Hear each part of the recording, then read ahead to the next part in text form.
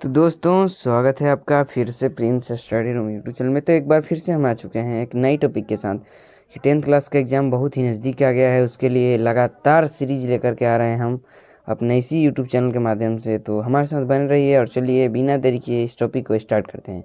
तो लोहा को जिंक से लेपित करने की प्रक्रिया क्या कहते हैं बताइए? संक्षारण कहते हैं, गैल्वेनीकरण, या फिर जस्तीकरण, या क्या कहते हैं बताइए? विद्युत अपघटन क्या कहते हैं?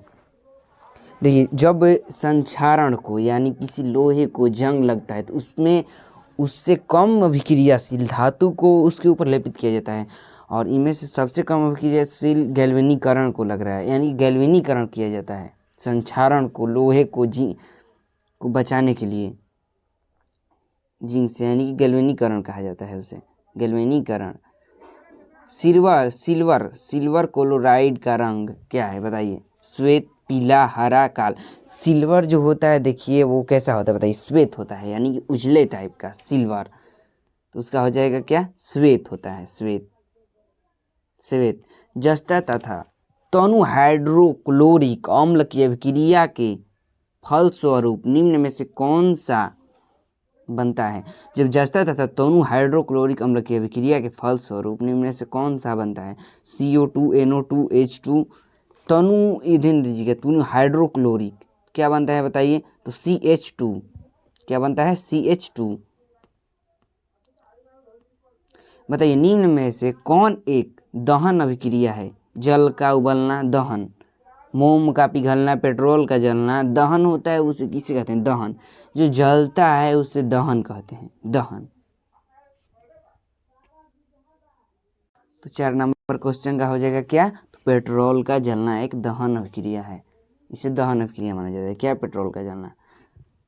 साग सब्जियों को विघटित होकर कंपोस्ट बनना किस अभिक्रिया का उदाहरण है? यानी कि साग सब्जी जो है कंपोस्ट बन जाते हैं, यानी खाद के रूप में। ऊष्माक्षेपी, ऊष्माशोषी, उभयगामी, या फिर प्रतिस्थापन। ऊष्माक्षेपी यानी देखिए उसमें ऊष्मा को लेकर के वो विघटित हो जाता है, नष्ट हो जाता है, सड़ गल जाता है एक प्रकार से।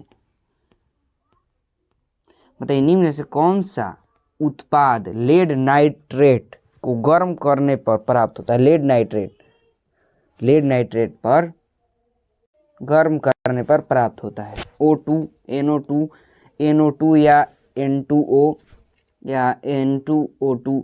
बताइए तो N2O2 ध्यान दीजिएगा, D नंबर हो जाएगा आपका आंसर।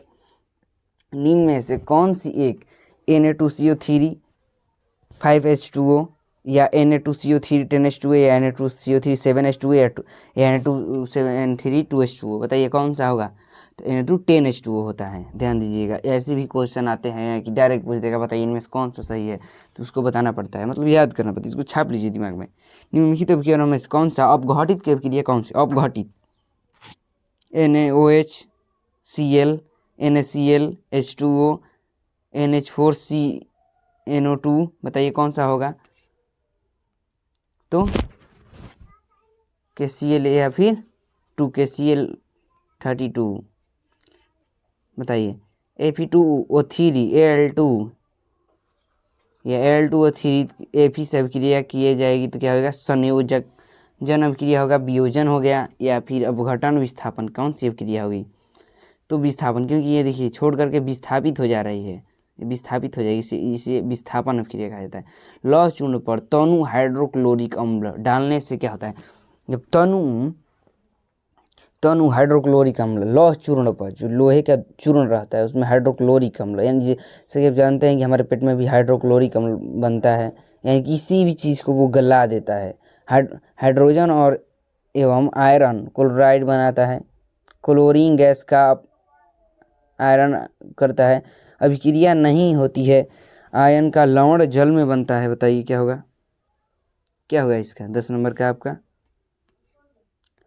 तो देखिए हाइड्रोजन और गैस बोल रहा है कि हाइड्रोजन और गैस एक आयन क्लोराइड बनता है।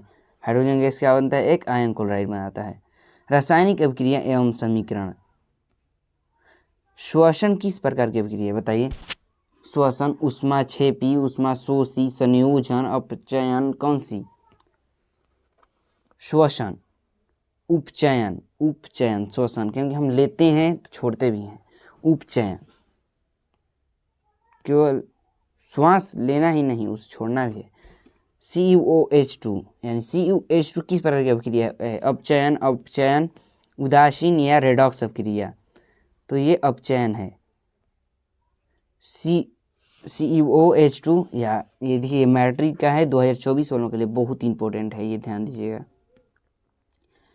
इलेक्ट्रॉन के स्थानांतरण के बने यौगिक कहलाते हैं, यानी कि स्थानांतरण एक जगह से दूसरी जगह इलेक्ट्रॉन जब प्रदान करते हैं एक स्थान से दूसरे किसी और अन्य स्थान, सहसंयोजी, विद्युत संयोजी, कार्बन, इलेक्ट्रॉन कोई नहीं, तो जो है विद्युत संयोजी, यानी कि इलेक्ट्रॉन माने विद्युत में भी इलेक्ट्रॉन होते हैं, चलते हैं, तभी तो हमें इलेक्ट्रिसिटी यानी कि जनरेटिंग प्रदान होती है।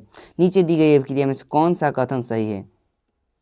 2Cu या O2 या 2Cu, कॉपर ऑक्सीकरण या कॉपर अवकरण या फिर कॉपर नाइट्रोजन, ए एवं बी दोनों, क्या होगा? तो कॉपर ऑक्सीकरण, क्या होगा? कॉपर ऑक्सीकरण। निम्न में से कौन सी? H2Cl या 2HCl एक अपघटन अभिक्रिया, एक संयोजन अभिक्रिया, एक द्विविस्थापन या फिर एक विस्थापन अभिक्रिया। निम्न में से कौन सी समीकरण? H2Cl2 2HCl, तो क्या हो जाएगा इसमें से? तो इसका आंसर बताइए क्या होगा? तो एक संयोजन अभिक्रिया, यानी संयोजन एक प्रकार संयोजन होता है जब दो गुटों से बढ़ता है तो उसे वियोजन कहते हैं, और दो यानी कि मिल जाता है, यानी पानी पानी एक ही मिल जाएगा तो उसे संयोजन कहते हैं। इनमें से कौन द्विविस्थापन अभिक्रिया है? द्विविस्थापन यानी एक से दूसरे में बढ़ जाना उसे द्विविस्थापन कहती है। 2H2O या फिर H2Cl2, बताइए कौन सा होता है? तो AgNO3 NCl HClNO3। इनमें से अभिक्रिया में से कौन सी विस्थापन अभिक्रिया है? CaCO3 CaO या CO2, बताइए कौन सी? तो FeCuSO4 सही देखिए बटेगा तो FeCuSO4 प्लस Cu यानी कॉपर अलग हो जाएगा। अवक्षेपण अभिक्रिया से किस प्रकार का लवण प्राप्त होता है? अवक्षेपण, विलय, अविलय दोनों, या इनमें से अवक्षेपण अभिक्रिया से क्या होता है? तो अवक्षेपण अभिक्रिया से देखिए अविलय, इसमें किसी प्रकार की विलयता नहीं की जाती। इनमें से कौन सा एक अपघटन अभिक्रिया का उदाहरण? अपघटन बताइए। मानव शरीर में भोजन का पचना, अपघटन अभिक्रिया कौन सी है? तो H2Cl से क्या बना? तो 2HCl, यानी इन दोनों को मिला करके 2HCl बन गया। इनमें से कौन सा एक रेडॉक्स अभिक्रिया है? रेडॉक्स अभिक्रिया बताइए, रेडॉक्स अभिक्रिया का इनमें से कौन सा उदाहरण है? इस कमेंट में आप लोग बता दीजिएगा।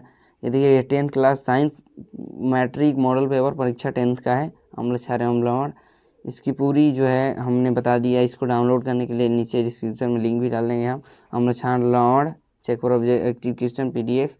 चलिए फिर मिलते हैं कैसी सेशन के साथ, तब तक के लिए धन्यवाद। और अच्छा लगा हो आपको यह सेशन, और आप भी हमारे साथ अपना पढ़ना चाहते हैं, अपनी अच्छी तैयारी करना चाहते हैं, तो इस चैनल के साथ जुड़ना ना भूलें। चलिए धन्यवाद।